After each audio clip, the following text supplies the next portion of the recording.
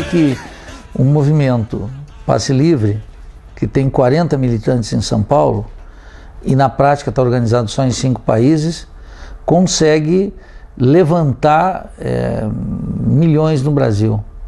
O saldo é quase 300 presos, 6 mortes, uma violência gigantesca da polícia, dos governos de estados, a perplexidade de toda a classe política, a paralisia do Planalto. O que nós assistimos em junho foi um processo que, claro que gerou muitas perplexidades, mas acho que o mais interessante é que ele teve como fagulha, né? Fagulha eu acho que é a palavra mais correta, as lutas desencadeadas pelo movimento Passe Livre. Quando a mídia, uma certa versão liberal da crise, começou a falar que não era por 20 centavos, teria que agregar que não era por 20 centavos, era por R$ 3,20, que segundo o movimento Passe Livre, consome em São Paulo até 31% do salário de um trabalhador, quer dizer, um serviço muito ruim, precário, que atrasa violentamente, o trabalhador perde 2, 3, 4 horas por dia de casa para o trabalho e caríssimo. Acho que não dá para começar a falar da luta de 2013 sem falar que o movimento surgiu bem antes e que, se for remontar, as primeiras revoltas foram em 2003, em Salvador, e aí depois teve em Florianópolis, 2004, 2005, há todo um contínuo, inclusive com o movimento autônomo que já vinha de antes, que veio com a Ação Global dos Povos, da campanha contra a ALCA, então tem que ver como um processo. Muitas pessoas da imprensa internacional, de outros países, que não tinham tanto contato assim com o movimento aqui no Brasil, tinham a impressão que tinha surgido do nada, e a imprensa também coloca essa coisa como se fosse um boom, um gigante que acordou e surgiu do nada, e não. Tem muito trabalho envolvido nisso, muita discussão política envolvida nisso, e uma militância que não começou em junho. Diferentemente de outras lutas que a gente fez em outros anos, como em 2011, por exemplo, que o movimento Passe Livre chamava 1 ato por semana, 2 atos por semana, e deixava o resto da semana para fazer articulações, para chamar a população, para divulgar um grande ato na semana, a gente entendeu que essa luta ela tinha que ser de tiro curto, então que a gente tinha que chamar manifestações todos os dias. Muito importante que a gente planejou também é que a luta fosse descentralizada, que diferentemente de outras vezes que a gente fez lutas na cidade de São Paulo, a gente fazia lutas apenas em um lugar da cidade, né? Dessa vez o movimento Passe Livre, devido a um trabalho que a gente tem na cidade há muito tempo, fez manifestações em diversas regiões da cidade. Então é importante que todas as regiões da cidade se mobilizem na luta contra o aumento. E isso também acabou desencadeando uma série de manifestações na cidade e uma série de manifestações no país todo. O nosso objetivo é que a luta contra o aumento saísse do nosso controle. E ela saiu. Na quarta-feira, que barrou o aumento, tiveram 6 manifestações. Nenhuma foi chamada pelo movimento Passe Livre. Algumas foram chamadas por movimentos parceiros, como o MTST, outras não. Foi a população que se revoltou e chamou manifestações próprias.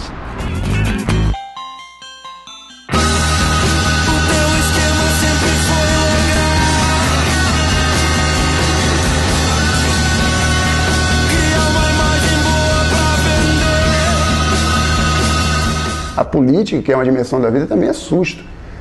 Há 2 semanas antes dos protestos de junho, eu creio que ninguém poderia prever a dimensão e a força dessas pessoas na rua, né? Ninguém que fizesse uma análise do movimento social e da conjuntura política no mês de junho poderia antecipar que em junho milhões de brasileiros, em sua grande maioria jovens, estariam ocupando as ruas das cidades de todos os estados do Brasil. Um momento até onde mesmo os estudiosos estão perplexos diante das diversidades, porque eu acho que ninguém esperou por isso, mas é algo que na verdade já estava acontecendo há muito tempo, e com o boom da internet o processo foi se amadurecendo e a gente chegou onde está hoje. E aí o pessoal pergunta, mas de onde surgiu esse povo? Esse povo saiu da onde?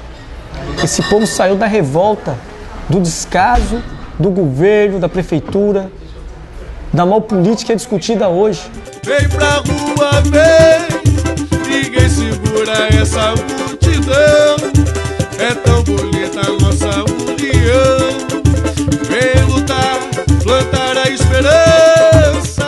A algumas décadas a gente não tem uma mobilização de rua que redunde na conquista de um direito social expressivo, como foi o caso da revogação do aumento em São Paulo, e por outro lado a gente tem o oposto disso, que é uma explosão de centenas de milhares de pessoas nas ruas, manifestando insatisfações mais diversas e sem nenhum objetivo concreto em vista, sem nenhum, não canalizando, digamos, essa insatisfação para uma conquista social efetiva.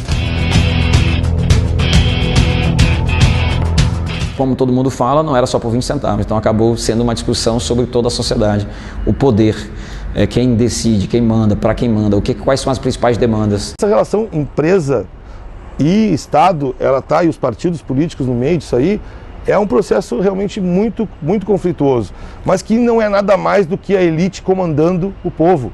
Então, assim, a novidade é essa percepção dessa captura corporativa do Estado, né, onde as corporações capturam políticos e políticos capturam o Estado e geram políticas públicas para as empresas, com a desculpa do povo. Então é para construir casa, mas quem vai ganhar dinheiro é a empreiteira. É para construir mobilidade, mas quem vai ganhar dinheiro é a empreiteira. Né? Vai se dar acesso às pessoas à alimentação, mas quem vai ganhar dinheiro são as empresas do agronegócio. Então é todo um direcionamento para as empresas, com desculpa para a política pública. Na minha opinião, todos esses governos, tanto do PT como do PSDB, infelizmente boa parte dos políticos brasileiros, ou a grande maioria, eles dependem do financiamento das grandes empresas. E particularmente o setor de transporte, principalmente as prefeituras. Então há uma máfia do transporte. Agora a gente falou, vamos para as cabeças. Vamos para as cabeças que o capital, enquanto ele não tiver com a corda no pescoço, eles não cedem nada não. Nenhum governo é bonzinho, nem o de direita nem o de esquerda. O de esquerda a gente espera que seja mais compreensível, porque os bichos foram militantes e tal. Mas Estado nenhum dá nada de mão beijada, não. E se a gente não for para as cabeças, os caras não vai dar nada. Não vai dar nada. Mas não vai assim dar nem 20 centavos. Que é os tal dos 20 centavos que a gente estava brigando primeiro. Porque os 20 centavos tem R$3 atrás, né? Então é a ponta do iceberg. Então é por 20 centavos, é uma pauta concreta e é tarifa zero. Esse ano a gente levou a discussão sobre tarifa para onde ela precisa estar, né? Que é a discussão política. Ela não é uma discussão técnica. Esse ano ficou provado isso, porque teve pressão das ruas, abaixou em mais de 100 cidades. Se abaixou em mais de 100 cidades, não é porque tecnicamente era inviável, é que politicamente não se considerava vantajoso e passou a se considerar. Passou a se considerar porque a população se organizou, porque a população saiu às ruas, porque a população protagonizou a maior mobilização dos últimos 20 anos no Brasil, pelo menos. Talvez dos últimos 30. Os maiores partidos do país tiveram que ceder, o PSDB, o PMDB e o PT. Os 3 maiores partidos do país recuaram politicamente perante a força da população. Isso é muito difícil de acontecer. Isso não aconteceu nem no Fora Collor, nem na Direta Já, inclusive. No Fora Collor, a maior parte dos grupos gestoriais apoiavam o Fora Collor. Na Direta Já, as manifestações perderam. Esse ano não. A gente ganhou. Isso é uma vitória gigantesca que mostrou para gregos e troianos a força de um movimento e quando tem capacidade de mobilização e toca nas questões centrais. Agora, eu acho que só essas conquistas só são possíveis pelo grau de insatisfação da população com a condição econômica e com o sistema político. Essas revoltas de transporte contra o aumento, né, a gente tem visto há pelo menos 10 anos desde Salvador, e desde Salvador a gente deve ter tido 10, talvez 15 revoltas populares quando houve aumento dos ônibus em diversas cidades do Brasil. A gente também tem o aprendizado de setores do movimento estudantil, que está na origem do movimento Passe Livre, que aprenderam com a história de Salvador e transformaram o aprendizado da história de Salvador, na qual uma explosão, uma revolta popular contra o aumento, ela fracassou pela falta de uma organização política que fosse fiel à demanda dos estudantes. O movimento Passe Livre conseguiu aprender com essa história, né, e construir uma organização política que estivesse diretamente vinculada a esse processo, a essa luta dos jovens que durante os 10 últimos anos, né, têm saído às ruas contra o aumento dos transportes. Né. A revolta do Buzu né, acabou impulsionando o movimento Passe Livre, né? E o movimento Passe Livre acabou impulsionando as mobilizações de junho, né? A revolta do Buzu aconteceu há 10 anos atrás aqui na Bahia e já anunciava uma nova forma de fazer política. A diferença é que na revolta do Buzu a internet ainda não era uma ferramenta de massa. Existe uma herança clara de Salvador. A gente diz que não começou em Salvador, não vai terminar em São Paulo. Mas Salvador é um marco, porque foi a primeira grande revolta desse milênio. E foi uma revolta muito intensa. E foi uma revolta que as estruturas hierárquicas mostraram que não dão conta de dialogar com essa revolta. Porque as pessoas se revoltam nos mais diversos lugares, fazendo assembleias, e as estruturas hierárquicas funcionam em outra lógica. E eu acho que isso foi muito bem documentado no seu vídeo, Pronsato, que é o Revolta do Buzu, e a gente usou muito esse vídeo. Fazendo trabalho de base, fazendo atividade em escola. E com o vídeo a gente discutia tanto a questão estrutural do transporte, de como o transporte é organizado, quanto a questão de como se organizar perante isso. E daí a gente pôde trazer uma outra forma de organização, vinda da revolta, mas vinda dessas atividades também, que é discutir uma organização direta, que é a única maneira de potencializar essa luta, de dar um sentido para essa luta que seja realmente transformador.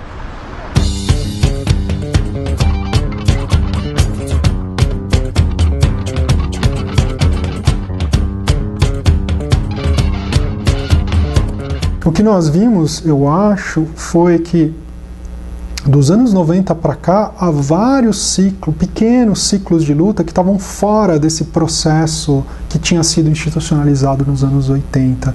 E é esse acúmulo de pequenas experiências que foi se somando, não é? E que terminou redundando nesse grande processo que a luta pelo transporte deu início. Né? O que a gente está falando aí são novas lutas sociais que estão fora do ciclo de lutas que constituiu o Partido dos Trabalhadores, e por isso também elas são fortemente antagônicas à direção de um partido político, não é? Porque elas já nasceram fora, elas não têm interlocução, elas não têm partidos políticos que as expressam, né? Essas condições econômicas que permitiram esse protesto e que digamos, da qual essas jornadas de junho foram uma espécie de ensaio geral, elas estão baseadas no fato de que o mito de um país de classe média definitivamente sucumbiu. E o espantoso não é que tenha caído, o espantoso é que tenha existido esse mito. Na medida em que 76% da população economicamente ativa no Brasil, então 2/3 da força de trabalho no nosso país, ganha até 3 salários mínimos. O país vai mal porque nunca antes os bancos lucraram tanto. Na história recente do Brasil, em nenhum período as taxas de lucratividade do sistema bancário foram tão altas como agora. O fato do PT ter aliança com Renan Calheiros, José Sarney, o Collor de Mello, uma quantidade de outros personagens de currículo não gratificante no Brasil, eu diria que é consequência de algo muito mais grave, que foi a opção do próprio partido em assumir o ideário político da classe dominante brasileira. Não importa que faça ainda um discurso em que mencionam-se os pobres e os trabalhadores. O fato é que a política econômica de 8 anos do governo Lula e de 2 anos da presidente Dilma foi essencialmente uma política econômica que garantiu os interesses da classe dominante, dos ricos e dos muito ricos. Se uma parte de setores de esquerda ou de defensores do governo Lula, com alguma sensibilidade social, querem apresentar esses 10 anos do petismo como uma gigantesca obra social, é só parte de uma desconexão total com a realidade ou um aberto cinismo para defender interesses que já são indefensáveis. Não é possível governar para proprietário ruralista, para indígena e quilombola e para sem terra. Não é possível governar para sem teto, desempregados e para banqueiros. Esse modelo do PT de gestão de uma concertação que vai da direita até a esquerda, me parece que chegou no seu limite. Então nós temos um governo que investe milhões em iniciativas privadas e coloca a sua natureza em xeque, como é o caso do Belo Monte, a iniciativa do IRSA, que é o PAC nacional, digamos assim, essa coisa de grandes hidrelétricas, grandes ferrovias, tudo para favorecer grandes empreiteiras e grandes interesses de elites nacionais e internacionais, né? Então o governo petista sofre um desgaste em termos populares no sentido da sua política de desenvolvimento. Se repete a velha história de um governo de conciliação de classes que acomoda interesses das elites e também coloca para a população um direito maior de consumo que as pessoas confundem com qualidade de vida, né? Isso é indiscutível, isso aconteceu. Você tem um aumento da renda no Brasil. Só que não é exclusivamente o acesso ao bem que proporciona isso. É muito mais o acesso à informação. Então não é o acesso ao computador em si que vai proporcionar que esse sujeito então entenda-se cidadão. É o que ele consegue acessar através do computador, da internet, da televisão, enfim. Aquela propaganda de uma vida melhor, ela na base, na periferia, nas comunidades e nos movimentos, ela não se verifica. As pessoas melhoraram de vida? Sim, muitas sim. As pessoas podem comprar o que não podiam antes? Podem. Mas o desequilíbrio entre uma pessoa que tem dinheiro e não acessou cultura e educação também cobra o seu preço. Porque junto com esse dinheiro, sem educação e sem cultura, veio a despolitização, veio o individualismo, veio o consumismo. E essa pessoa pensa muito mais em si, no seu universo pessoal, individual e familiar, do que em propostas de saída coletiva e comum para essa situação. Então é uma situação complicada, quer dizer, de certa maneira, para dizer de maneira bem aberta, bem franca, parece que o PT ajudou a criar essa besta, né? Essa despolitização que a gente vive, seja no mundo sindical, no mundo popular, no sem terra e assim por diante, parece que é uma consequência ou uma moeda de troca dos avanços desses últimos 10 anos. Quer dizer, a gente fez uma construção que vai da saída da ditadura, com as lutas sindicais e camponesas, que vai até 2002, 2003, crescente. Em 2002, 2003 nós temos um movimento popular forte, movimento sindical forte, todas as condições para implementar reformas de estrutura mais profundas, e essa oportunidade vai passando. Até que a gente chega hoje no pior momento de mobilização, de politização e de organização da classe trabalhadora e do setor popular. Reverter esse processo vai demorar muito tempo. Isso daqui é o que o PT nos prometeu durante anos e cumpriu. Eles disseram que iam mudar a história desse país. E estão incrivelmente mudando para pior.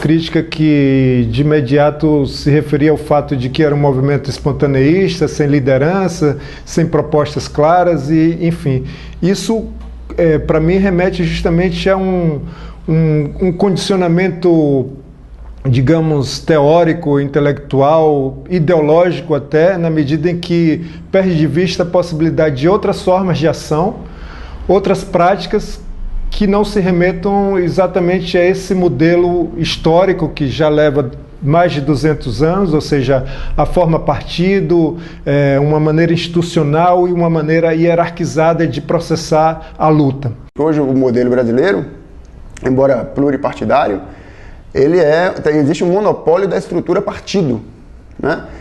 E os partidos, de um tempo para cá, inclusive os movimentos sociais, eles têm que, de alguma forma, se alinhar ou se aliar a partidos para poder acontecer na esfera institucional efetiva. E os partidos, a forma como o modelo político tem se desenvolvido, se enrolado no Brasil nos últimos anos, tem deslocado a esfera política, né, da sociedade. Essas forças sociais democráticas não foram capazes de romper os limites conservadores e elitistas da sociedade, da prática política no Brasil. Eles conseguiram marchar ao máximo, ao que parece, dentro desses limites. Eu sou da opinião de que o Partido dos Trabalhadores é a experiência histórica de partido mais importante que nós temos, porque ela levou ao limite até onde pode a forma partido. justamente porque a gente não tem nenhuma grande construção histórica em nenhum outro lugar do mundo que eu tenha consciência de que movimentos sociais fundaram um partido e não o contrário, não um partido que se infiltraram nos movimentos para dar linha política nos movimentos. Essa é a forma leninista tradicional. No Brasil, a gente teve o contrário. Foram os movimentos que se articularam para ter uma expressão política. E por isso o Partido dos Trabalhadores tem, historicamente, digamos, essa pauta participacionista muito forte. No seu desenvolvimento, ele vai se institucionalizando e canalizando todas as suas energias para a disputa institucional nos parlamentos, em outras esferas de articulação. Esse esforço institucional fez com que esse processo se distanciasse dos processos sociais que continuavam com as novas gerações. E esse outro processo, ele não tem mais como ser integrado no esforço, né? Essa experiência histórica já chegou ao seu limite. Eu acho que o Partido dos Trabalhadores, com todos os seus defeitos, é tão bom quanto um grande partido de massas pode ser. E o fato dele ter chegado a limites muito claros mostra os limites dessa forma de atuação política que é a forma partido. E eu acho que esses novos movimentos, eles vão partir deste patamar, que não dá para refundar o PT. O problema não foi que o projeto do PT foi traído, o PT foi tão longe quanto aquela forma permitia ir, e não é muito longe. Ninguém segura essa multidão. É tão bonita a nossa união. Vem lutar, plantar a esperança. Greve geral vai trazer a mudança. Eu quero justiça, verdadeira paz. É muito pouco, mereço mais. O que tem de diferente nessa história? A forma de convocação, você não são mais os órgãos, as organizações tradicionais que chamam, não é partido nem sindicato, mas pode ser qualquer um, basta que haja sedução, adesão e as pessoas simplesmente viralizam aquilo. Você vai ter uma multiplicidade de pautas, que não é ausência, não confundamos nunca com multiplicidade de pautas com ausência de pautas.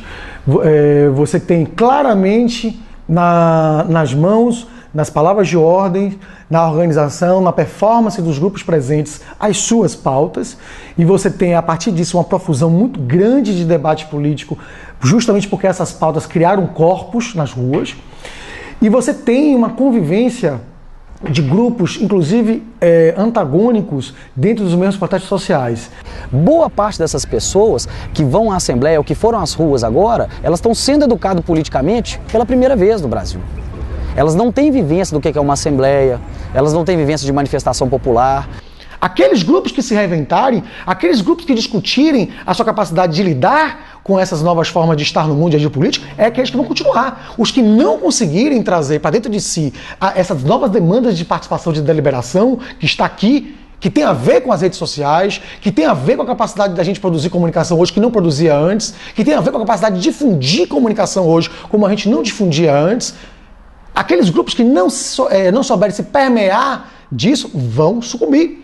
Uma das vantagens do nosso movimento é que o poder público ele ficou correndo atrás do rabo o tempo todo, porque até então ele estava acostumado a lidar com a liderança sindical, então ele sabe quem que é quem.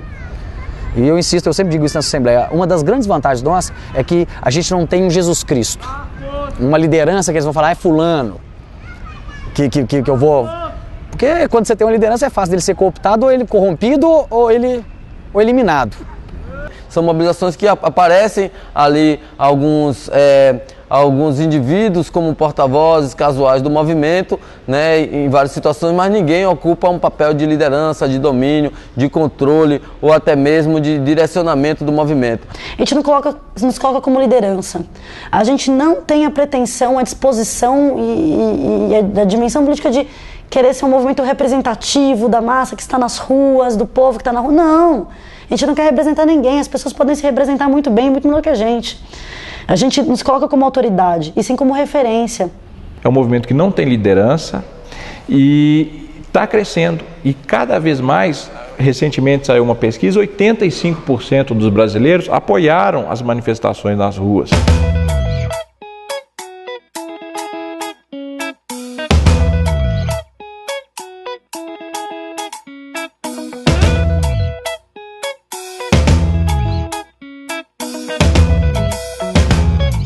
Isso que acontece aqui agora no Brasil e que vem acontecendo no mundo já ao longo de 10 anos, essas ações com esse formato, dessa forma, que imediatamente sugerem um espontaneísmo, não é nada gratuito, não é nada tão espontâneo como parece aos olhos de mentalidades esquemáticas e que se remetem a modelos tão pré-estabelecidos.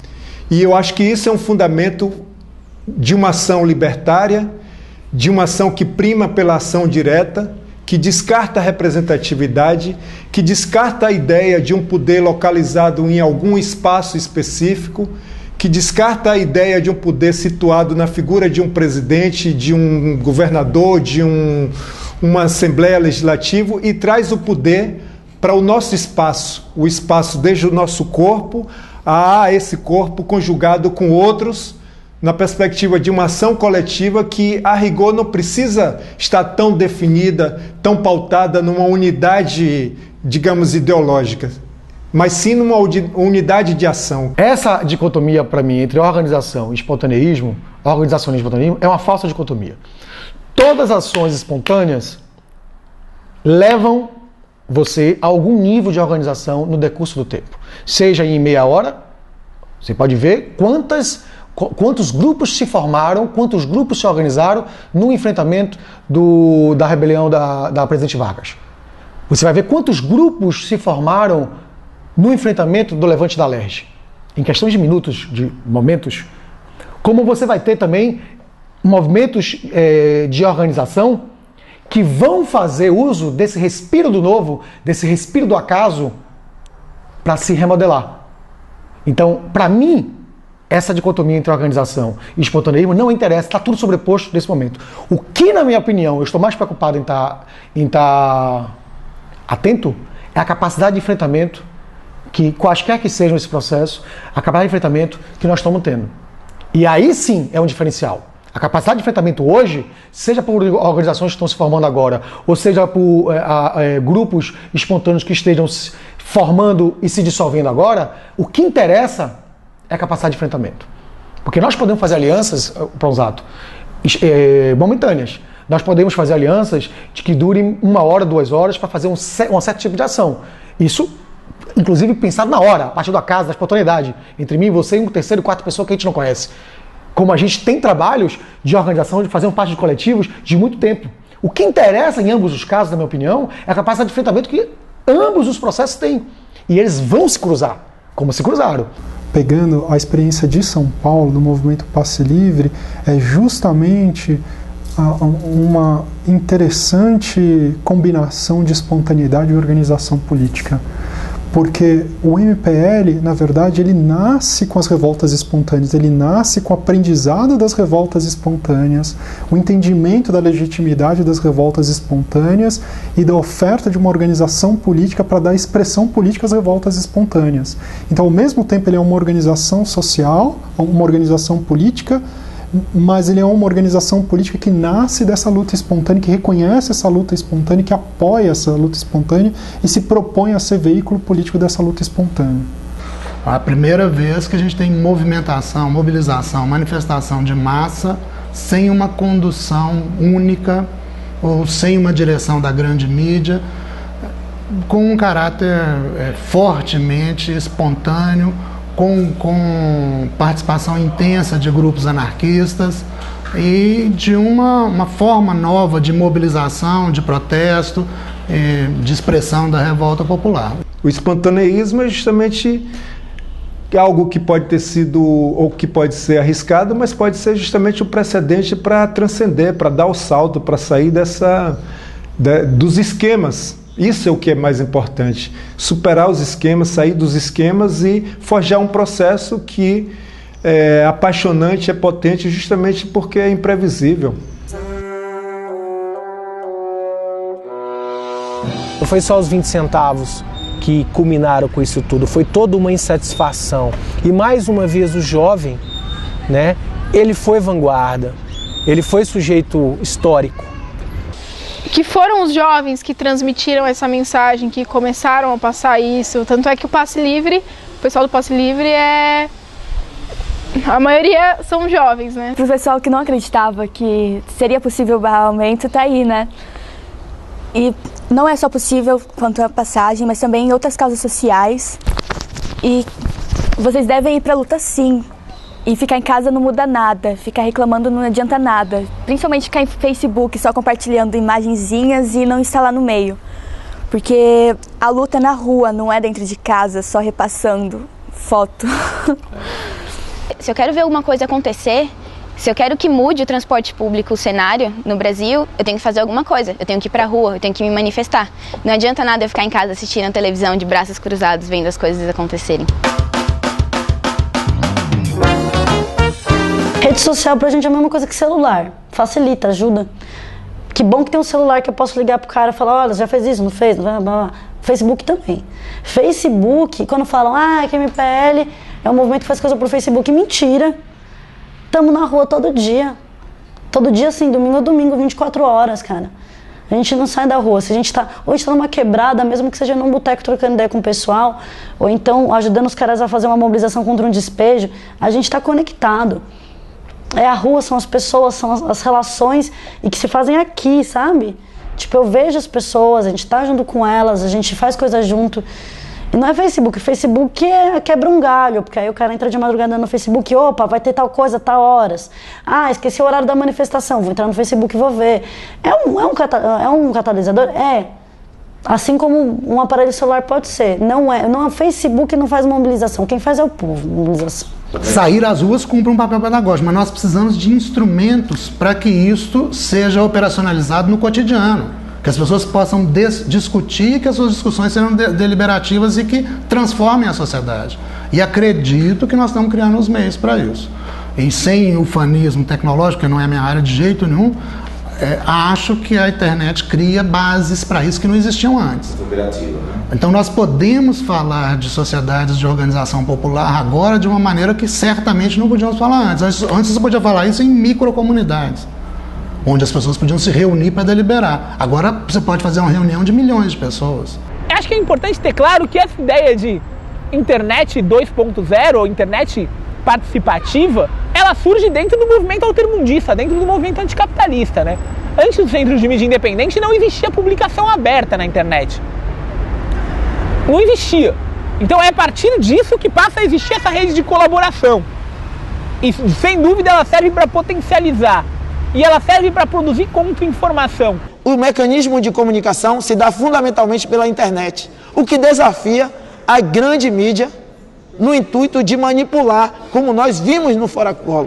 O Fora Collor ele foi maciçamente manipulado pela Rede Globo.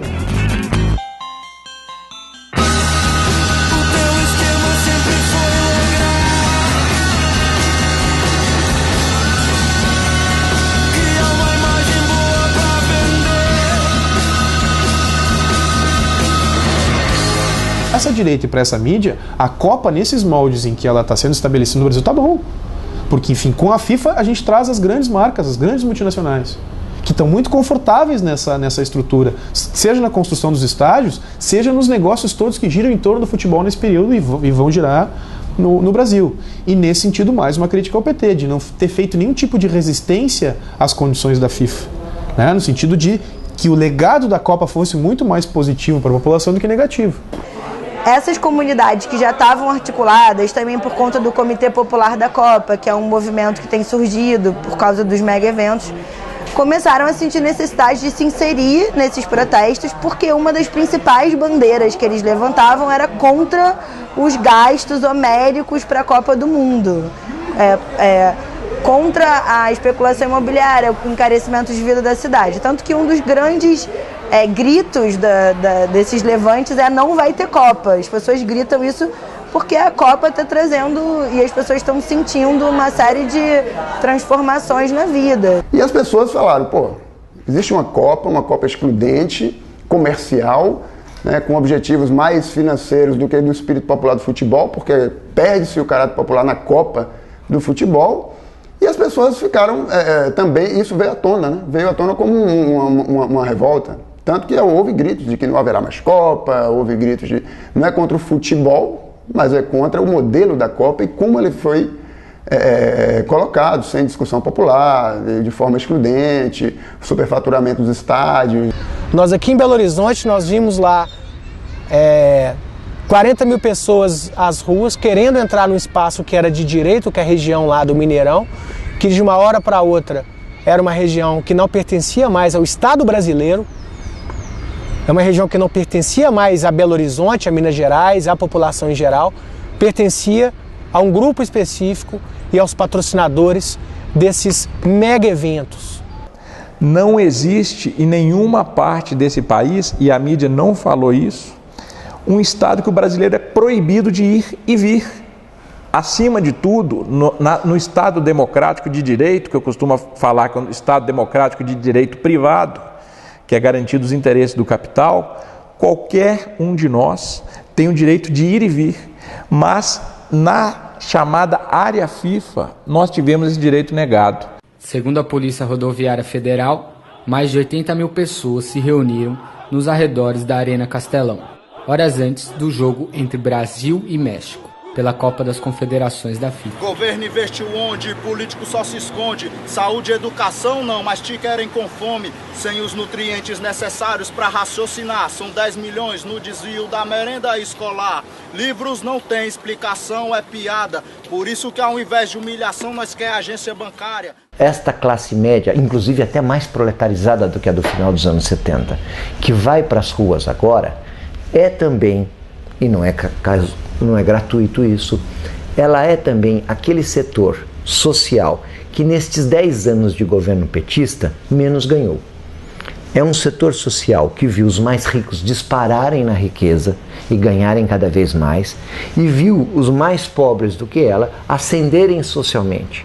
E este setor, você pode examinar pelos dados econômicos, foi o que menos ganhou.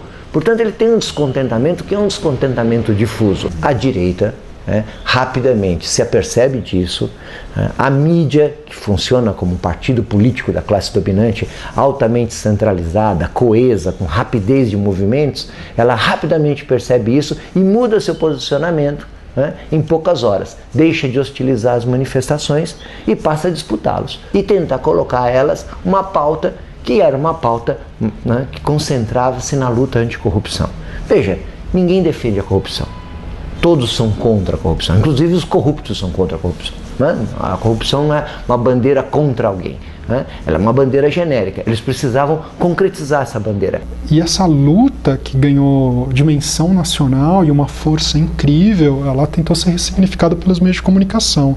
A gente vê no fim de semana do dia 15 e 16 de junho uma ação orquestrada da Rede Globo, da revista Veja, sobretudo, de ressignificar esse movimento. A revista Veja, ela é claríssima, ela diz: esses meninos, eles não podem estar querendo 20 centavos, 20 centavos não é tão relevante, eles devem ter uma outra coisa pela qual eles estão lutando, e nós vamos dizer para eles o que é contra a corrupção, eles estão lutando contra a classe política, e ela dá.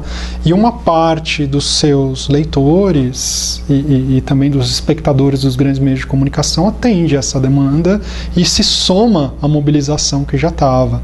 Isso gera um processo muito confuso, na qual você tem ainda, no caso de São Paulo, a liderança do movimento Passe Livre, claramente dando uma orientação política para a redução do aumento e em defesa da tarifa zero, que é a desmercantilização do transporte, e por outro, a chegada de novos militantes que foram convocados pelos meios de comunicação e que trazem novas pautas muito difusas, ligadas à crítica principalmente à corrupção, não é? Que é uma pauta que eu não acho que é uma pauta de direita, não é? Mas é uma pauta relativamente despolitizada, não é? E a gente tem um processo aí complicado. Por um lado, esses querem uma tentativa de ressignificar todo esse processo como um movimento contra a corrupção, por um lado, e por outro, tem um outro processo muito interessante dessas pessoas que entram nessa luta, convocado pelos meios de comunicação na luta contra a corrupção, que começam a se politizar e descobrir outros problemas do país. A gente entende que o nosso país vive hoje um monopólio muito forte dos meios de comunicação, que centraliza a opinião e a maneira de pensar da população. Quase 80% da população brasileira é conduzida a pensar de uma certa forma pelos meios de comunicação que nós temos aí. Rede Globo, no Rio Grande do Sul, RBS, Zero Hora, que são meios de comunicação inimigos do povo, inimigos da mobilização popular. Dorme, meu bem, que o monstro já vai chegar. Existia na rua essa consciência de que a mídia, as instituições, né, não estavam ali representando os anseios populares. E o problema maior é esses anseios. Realmente não era uma manifestação pontual, como foi a Direta Já, que conseguiu uma unidade por conta de um ponto. Conseguiu unir várias tendências por causa de um ponto. As Diretas Já, que era um ponto de democratização. Ou no Fora Collor, que também teve um ponto crucial, que conseguiu unidade ali de vários setores das oposições, que tem muitas divergências entre si, e conseguiu unidade. Aqui não tem unidade. No momento dos protestos de junho, não tinha unidade. As ruas eram uma disputa. Enquanto tinha anarquistas e black blocs querendo marcar sua posição, depredando símbolos do capital, tinha outros que queriam impedir aquilo e dizer não, sem vandalismo, virou um dos jargões, sem vandalismo. Mas é a disputa das ruas acontecendo. Né? Marchar com alguém que discorda de mim e está no outro campo, de certa maneira, é um teste para a democracia, um teste para mim mesmo. E isso abre um novo flanco de disputa. As próprias manifestações, elas são espaço de disputa. Agora nós vamos ver quem que é quem e o que a gente quer. Não apareceu um monte de maluco querendo golpe militar de novo? Que bom, que esses caras vão tirar a cabeça da água. Os fascistas vão tirar a cabeça da água. Agora nós vamos ver quem que é quem. Quem que está pelo povo e quem está contra o povo. A gente não teve condições de formar politicamente 500 mil de pessoas. A gente está nesse processo ainda. Então essas pessoas são pautadas pelo senso comum, que nesse país, assim como todos os outros, é uma desgraça. O senso comum é uma desgraça. Então é pautado pela Veja, pela grande mídia. Então não dá pra você esperar que o cara chegue com o capital debaixo do braço, entendeu? Então é uma disputa de consciência. A disputa de consciência está dada e está aí. A gente luta contra a catraca dos ônibus, contra a catraca na mídia. Você não pode querer botar catraca nas manifestações populares. Entendeu? Se a direita vem e tenta se aproveitar, a gente olha, continua lutando com os nossos objetivos, não com os deles. Mas eu sei que existe direita na rua. Agora, também não me intimido de achar que esse movimento é necessário. E não é porque a direita está na rua que a gente tem que se intimidar. Que a gente tem que dizer, não, nossa luta não é justa, nossa luta não é correta. A nossa luta é justa e correta. A direita que se foda.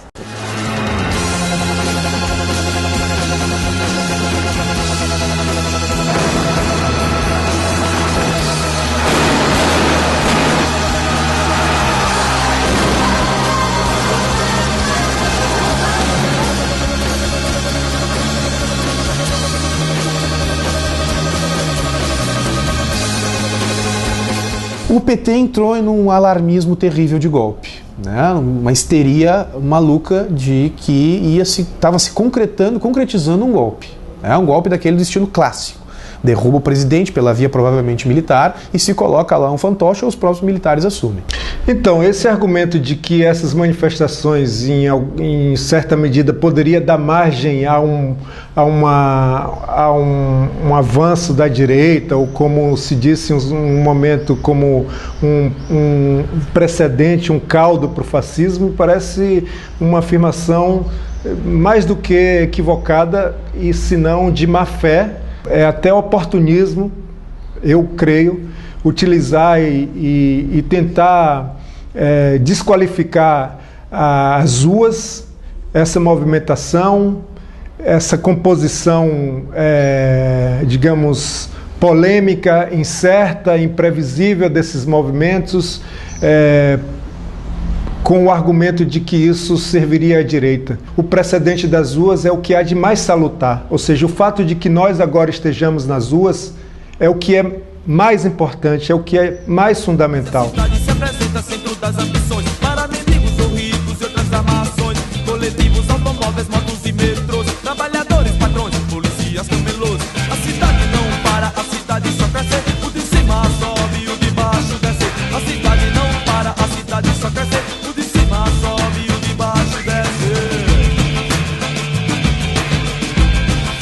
Essa extrema-direita saiu da história, dessa história por enquanto. Né? Mas existe uma outra direita aqui no senso comum, que é essa que tem que disputar.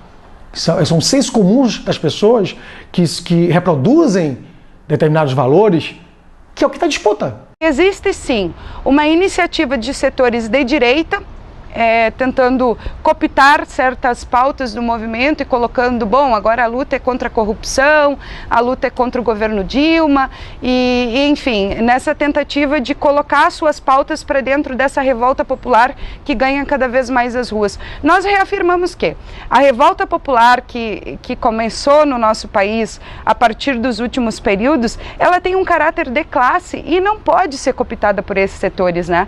Porque a demanda da saúde e da educação nunca foi pauta de setores de centro-direita, centro-esquerda. Essa sempre foi uma pauta dos de baixo, né? Porque esses últimos 10 anos, apesar dos avanços, foram anos de desmobilização também. Não foi só o movimento popular que perdeu, foi o movimento comunitário também. O PT ele deixa de ocupar os espaços da periferia, onde atuava como organizador, como mobilizador, inclusive para trazer melhorias, asfalto, iluminação, saneamento, água, regularização fundiária. O PT sai dessa luta, o PT desocupa a periferia. E a periferia regride nesse processo de organização e de politização, abrindo espaço, inclusive, de novo para a direita, que historicamente sempre ocupou as periferias com seus partidos tradicionais. O movimento de esquerda precisa voltar a se organizar, voltar a ir pra rua, voltar a fazer trabalho em periferia. Não dá pra só tentar ocupar cargo e achar que ocupando o cargo vai resolver o problema.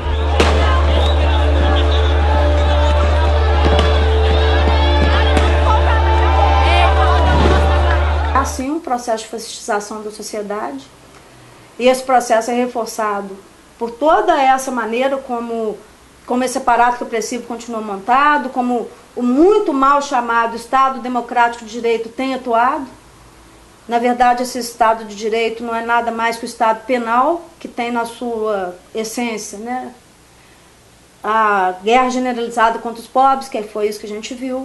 Tem na sua essência também uma política de encarceramento em massa, a criminalização dos movimentos populares, né, esse genocídio institucionalizado contra jovens, negros, pobres, indígenas. Então é isso que está prevalecendo aí. A primeira chamada que a gente via para os setores organizados era de que o gigante acordou, o Brasil acordou e as organizações oprimidas, as pessoas das comunidades ressaltando que nunca dormiram, né?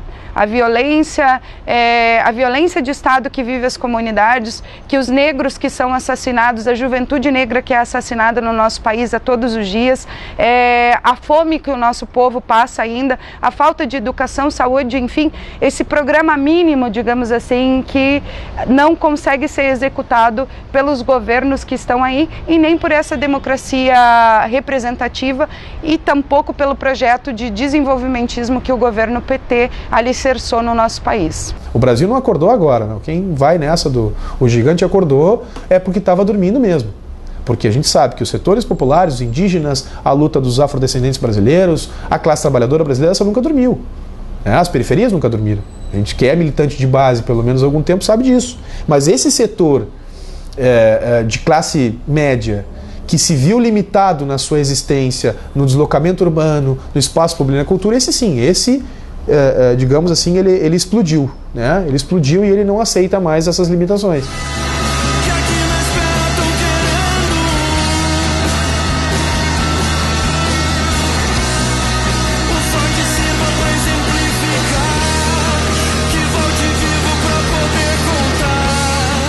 Por um lado, essas manifestações constituem essa grande novidade, né, essa grande surpresa, né, eu acho que é um negócio maravilhoso.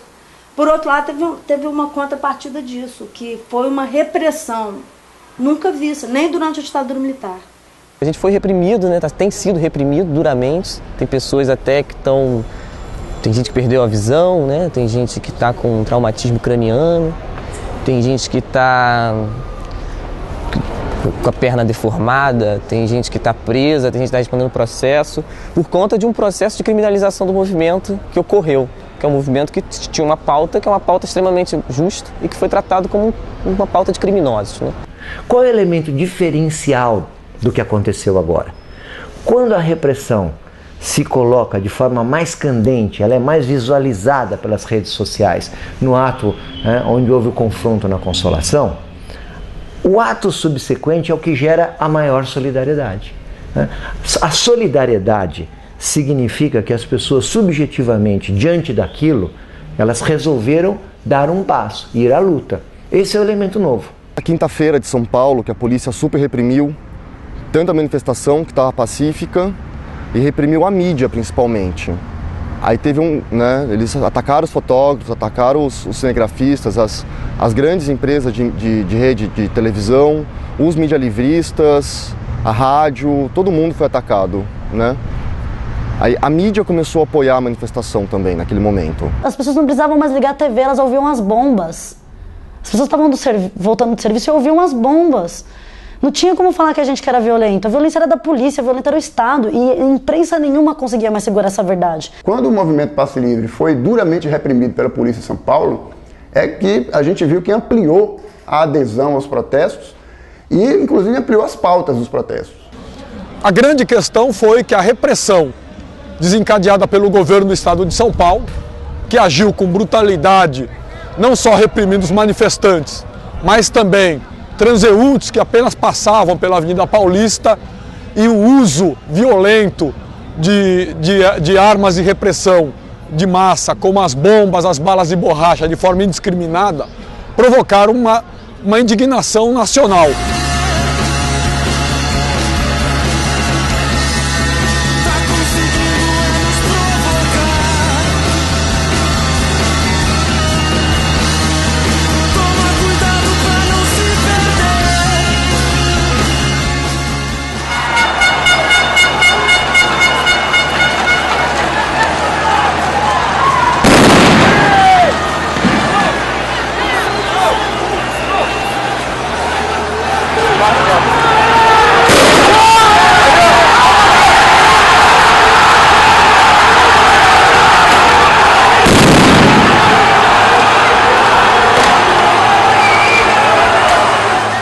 E a gente acredita que uma das questões é a desmilitarização da polícia, né? E como construir esse processo de tirar essa possibilidade de repressão, né? Do jeito que hoje está cada vez mais armada, com ferramentas, né? Tipo, que se dizem não letais, mas que geram sequelas a várias pessoas para o resto da vida.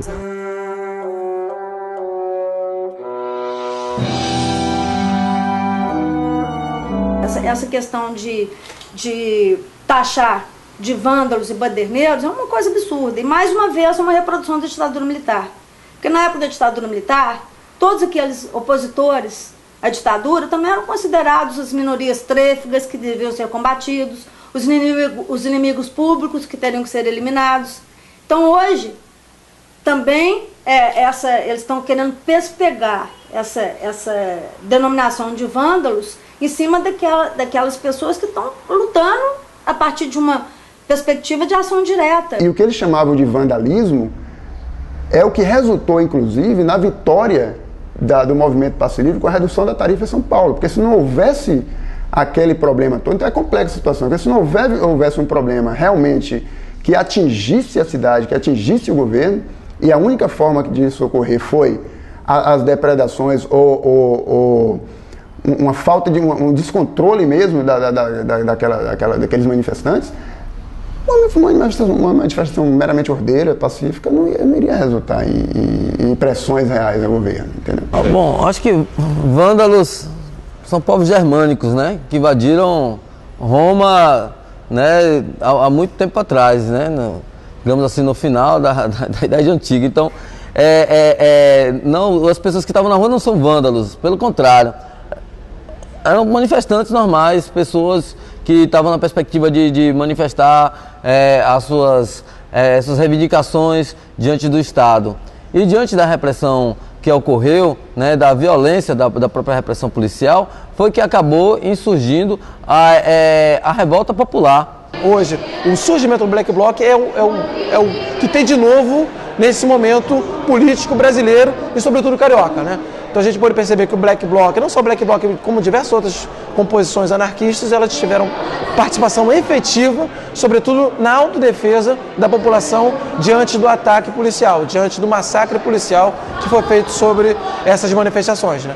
E havia conflitos, houve casos de manifestantes entregarem outros, que eram chamados de vândalos, porque eram manifestantes que estavam na linha de frente, enfrentando as tropas de choque, né? E muitos desses confrontos, onde a polícia iniciava o confronto e os manifestantes reagiam com pedras e muitas vezes depredavam símbolos do capital, como por exemplo bancos, né, eram depredados e tal. E aí a gente percebe-se que eram depredações pontuais, né, de símbolos. E era também uma reação, porque a única forma de você continuar sua manifestação era essa diante da agressão policial. Aí a imprensa começou a fazer aquele recorte dos vândalos e dos pacíficos.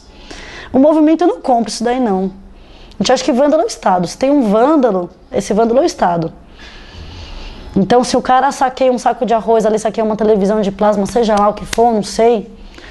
Se o cara vai lá e arrebenta tudo porque não aguenta mais ser tratado que nem sardinha no ônibus lotado, ter que tirar dinheiro do arroz e feijão para pagar ônibus, esse vandalismo é o primeiro, ele só está respondendo de forma digna. E aí, a gente aponta que a preocupação da imprensa é muito mais se queimou ou não queimou a lixeira do que se bateu ou não bateu no manifestante. Então, para a imprensa é tranquilo depredar pessoas, agora depredar coisas não pode. A gente tem sido depredado cotidianamente há muitos anos. Acho que desde sempre, né? Desde que existe poder, desde que existe uma classe que está no poder, a gente é sempre depredado fisicamente. Agora não pode quebrar um vidro, agora não pode quebrar uma lixeira.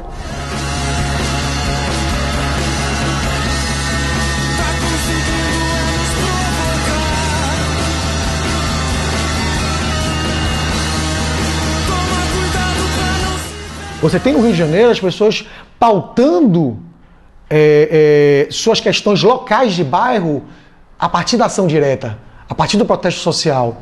Coisa e com uma visibilidade e com a capacidade reativa, né, de enfrentamento que hoje está em níveis de ousadia, em níveis de coragem que você não encontrava de uma forma tão contundente até pouco tempo atrás. Nós consideramos que, inclusive, as ações diretas com violência contra o patrimônio são extremamente legítimas e elas precisam fazer parte desse processo, sim.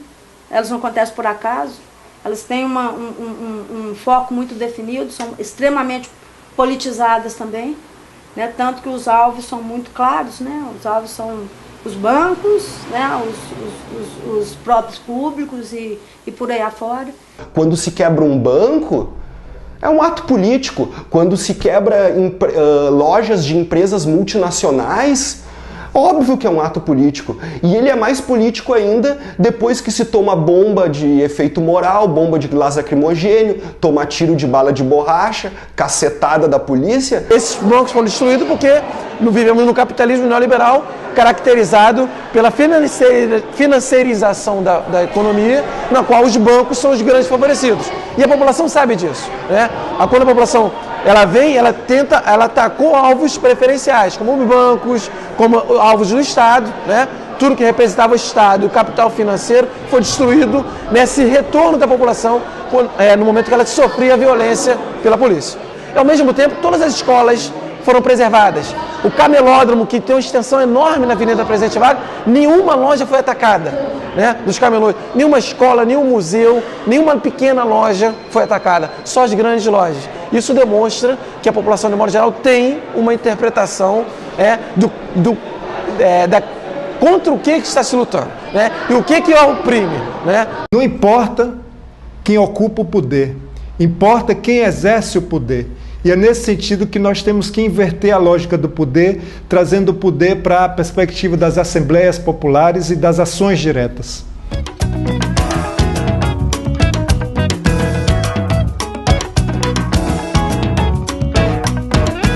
A partir das jornadas de junho, as autoridades, né, não só o governo federal, mas também os governos estaduais e os governos municipais tiveram que dar uma resposta.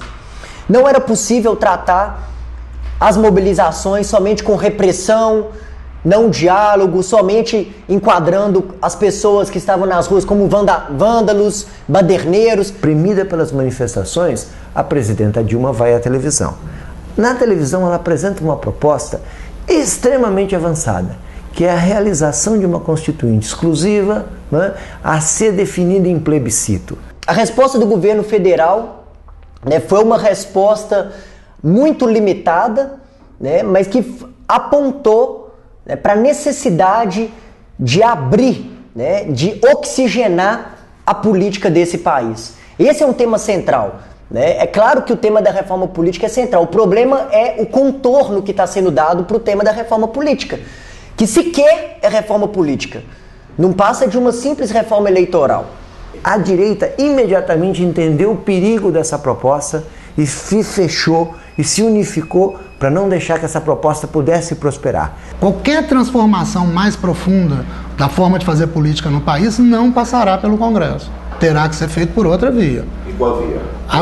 A via possível, que foi chamada pela presidente, para que isso não seja numa situação de crise maior, foi a Constituinte. Então o governo, né, durante um momento falou de Constituinte, né, que em menos de 24 horas, com o rechaço das próprias personalidades do Partido dos Trabalhadores, mas também, né, da direita e centro-esquerda, enfim, todo mundo rechaçou essa proposta porque sabia que ela poderia trazer, né, um aprofundamento democrático com base na revisão de vários dispositivos constitucionais.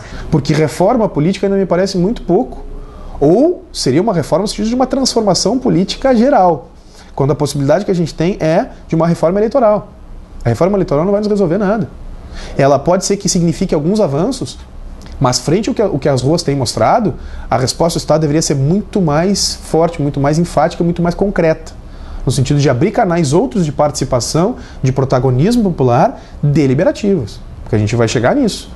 Na medida que os congressos, os parlamentos não respondem com medidas positivas à demanda das ruas, daqui a pouco esse sistema entra em xeque e colapsa de vez, porque essa representação ela realmente não faz mais sentido para nós. Então, assim, o que eu vejo é que a reforma política nesse contexto é uma medida de salvação do Estado de si mesmo. O Estado quer se salvar através da reforma política.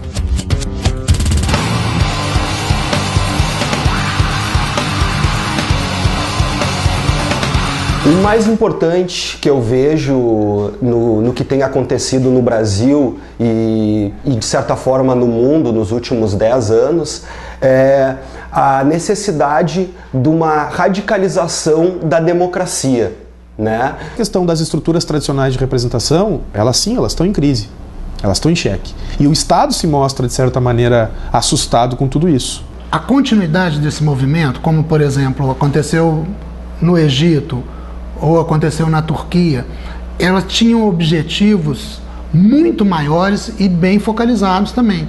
Em ambos os casos, você está em conflito direto com o governo e o objetivo é a mudança de regime, a derrubada do poder local, né, do governo. Isso não é verdade no Brasil. Quer dizer, não existe um conflito claro e específico da sociedade brasileira com este governo. Não existe uma perspectiva positiva hoje apresentada no Brasil com a possível derrubada deste governo. Mas existe como o governo, como o Estado. Com o Estado, sim. Mas não faz sentido, eu acredito, hoje no Brasil, uma continuidade de movimentos de massa cujo objetivo seja a desestabilização deste governo. Em relação ao governo federal, há também uma pauta circunstancial. Existem grupos que sustentam uma crítica ao governo federal, ao grupo que está no poder do Partido dos Trabalhadores e tudo mais, mas também não é só essa. A crítica que eu faço parte, e aos grupos com os quais eu estou ligado, e que eu vejo isso também se aflorando nos debates por esse país afora e no mundo afora, é sobretudo uma crítica ao sistema democrático. São desejos que não encontram respaldo, se é que alguma vez encontraram, que não encontram respaldo dentro das estruturas de deliberação desse Estado. Nesse sentido, quem está ocupando o espaço de poder vai ficar na linha de frente. O que na minha opinião, consegue unir e fazer entender tudo o que está acontecendo é, sobretudo, uma luta de aprofundamento da democracia, de radicalização democrática. Acho que a democracia representativa é sempre uma forma de usurpação da autonomia popular. Sempre uma forma de você delegar a um terceiro a decisão que deve ser sua. Eu sou, nesse caso, muito partidário da fórmula que o Marx cunhou, que eu não sei se você se lembra, para uma sociedade futura, que são os indivíduos livremente associados. Né? Então nós estamos buscando isso, uma sociedade de indivíduos livres, autônomos, que se autogestione e que, portanto, a necessidade de representação deve ser mínima ou desaparecer. Responder a crise de representatividade, para mim, é o vetor principal dessas manifestações, entendeu? Radicalizar a democracia é o anseio dessas pessoas que estão nas ruas, né? Ou seja, tornar a democracia mais democrática e resgatar dos grupos de poder que capturaram essa esfera política, né? E resgatar a participação popular legítima, né? E não performática ou teatral que acontece hoje no sistema democrático brasileiro. A gente vive 25 anos de uma democracia virtual. Ela nunca foi real. Se a gente pega a Constituição de 88, a gente vê que aquilo ainda não existe. É uma bela carta. É uma bela carta de 88. Mas ela não é vivida pelas pessoas. Ela não é sentida, ela não é apropriada, porque ela não existe. Um limite dos sistemas representativos burgueses. Eles geram uma estrutura de funcionamento, de alianças políticas, de blindagem jurídica e econômica, onde as insatisfações populares estão fechadas. Eles têm esta aparência democrática, mas é uma falsa democracia. Esse processo, né, dessas jornadas de junho demonstram que o padrão político estabelecido no Brasil nos últimos 20 anos entre PT e PSDB, ele já não é mais suficiente para dar uma resposta para os anseios dessa juventude que esteve nas ruas. E essa revolta não era apenas em função do transporte coletivo ou do reajuste de tarifa. Na verdade, o que provocou a ida das pessoas para as ruas foi, de um lado, a imagem que a população tem do que é o poder público. O povo mostrou que as transformações não acontecerão através desses partidos eleitoreiros, na sua grande maioria, e outros bem intencionados, mas que continuam respaldando essa política sórdida, esse cretinismo eleitoral que prega que a transformação virá através dessa tipo de escolha que está absolutamente defasado, né? Os parlamentares deveriam receber a mesma coisa que recebem nos seus trabalhos, financiamento de campanha deveria ser proibido, o voto obrigatório deveria ser abolido e uma outra forma de escolha deveria acontecer muito diferente da que acontece aí e que realmente o povo está entendendo que não serve para nada e por isso o povo está virando as costas até de maneira muitas vezes radical contra esses partidos eleitoreiros. É um movimento que critica a institucionalidade, critica a democracia representativa. O que se trata aqui é de defender a democracia direta e critica também toda essa lambança, todo esse processo aí de degeneração dos partidos políticos, institucionais e eleitoreiros que estão aí. Mas a questão é, o que esse movimento vai propor de novo em termos de organização? Isso aí é muito incipiente, para não dizer inexistente. A gente tem exemplos no mundo inteiro e na América Latina de formas alternativas de participação e de organização de base. As Assembleias Populares na Argentina foram um exemplo durante um tempo, as organizações zapatistas, as referências que a gente tem na Bolívia e na Venezuela de movimentos de base que participam da cidade, que pressionam os políticos, que invadem os espaços públicos e pressionam até as suas demandas serem atendidas, mas nesse quesito eu acho que o movimento ele é muito inocente. O Congresso Nacional mostra isso. Ele foi muito pouco pressionado. A Assembleia Legislativa do Estado do Rio Grande do Sul e a Câmara de Vereadores também foram muito pouco pressionados. A gente fica muito focado nos executivos quando o pior da política nacional se encontra nos parlamentos. E esse espaço tem que ser ocupado porque é esses espaços que nós temos o nosso representante em tese mais próximo. É esse cara, o fazedor de lei, que é o cara que tem que ser pressionado, como no caso da nossa Câmara de Vereadores aqui, que semana passada, aliás, essa semana, rejeitou ou votou contra a proposta de abertura das planilhas do transporte público em Porto Alegre, numa franca demonstração de falta de transparência, de que eles têm comprometimento com essas empresas.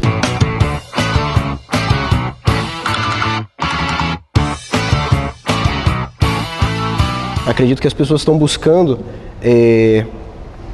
experimentar novas formas de se fazer ouvir.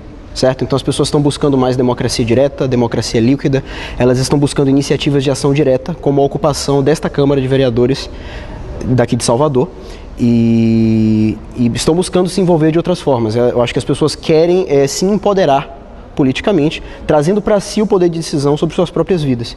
Eu acho que isso faz parte de um espírito do nosso tempo, de nossa geração, não só aqui no Brasil, como no mundo todo. Ficou claro nas jornadas de junho que há uma nova esquerda surgindo no bojo dessas mobilizações.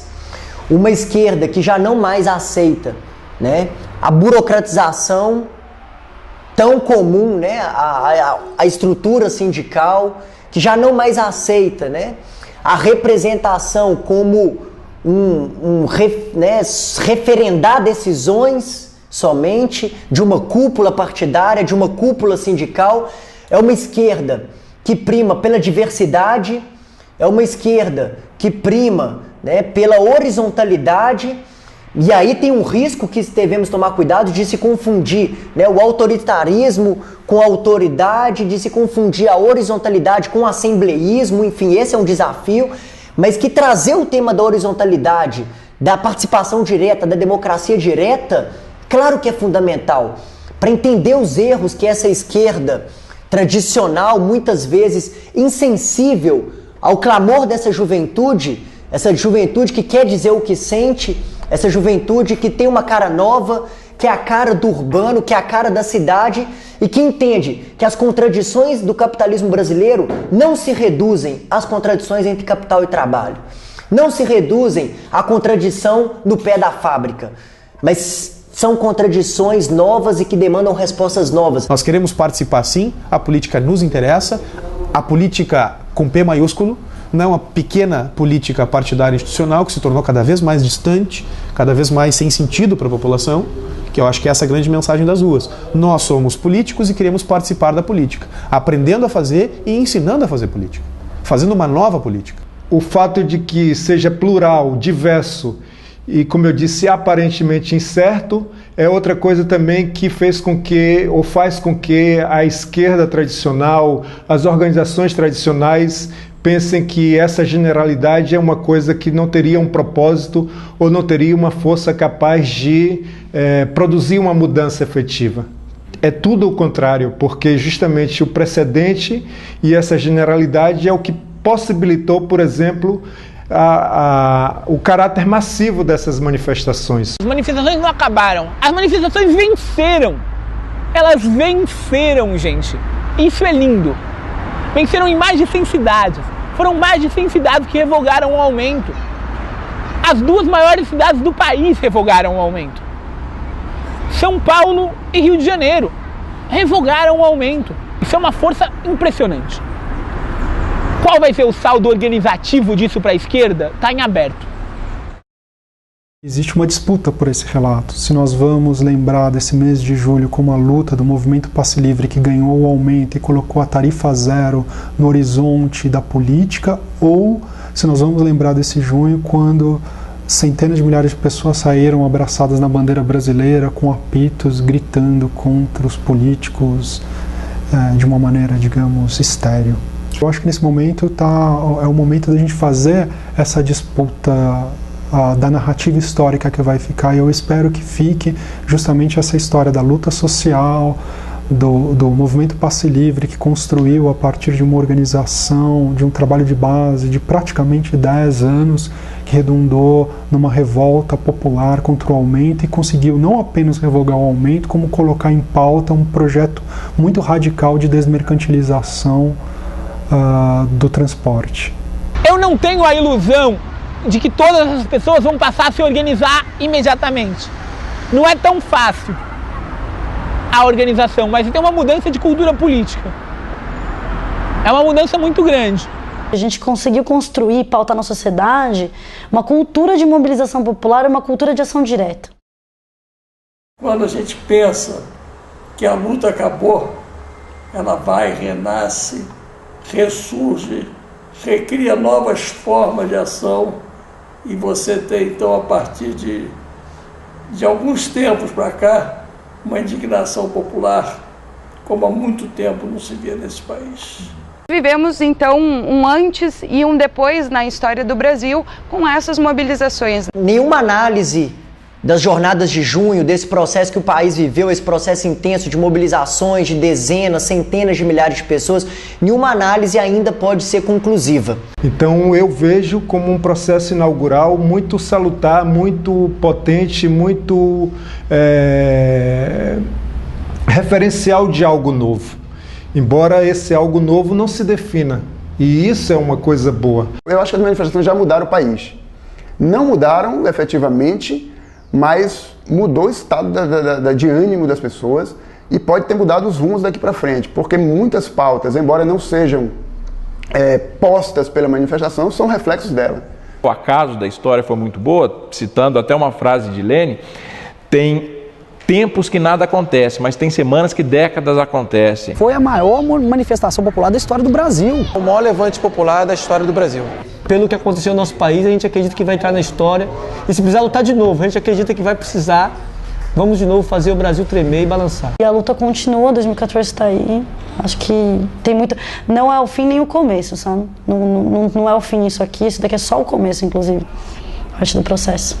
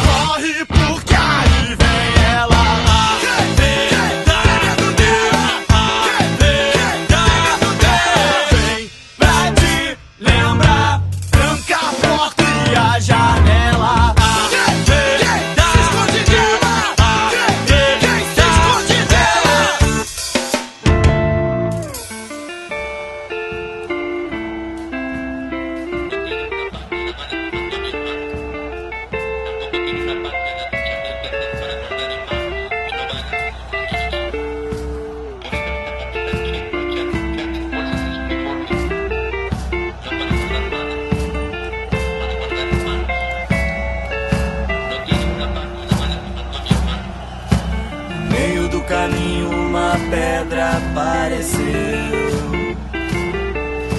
No meio do caminho uma pedra apareceu.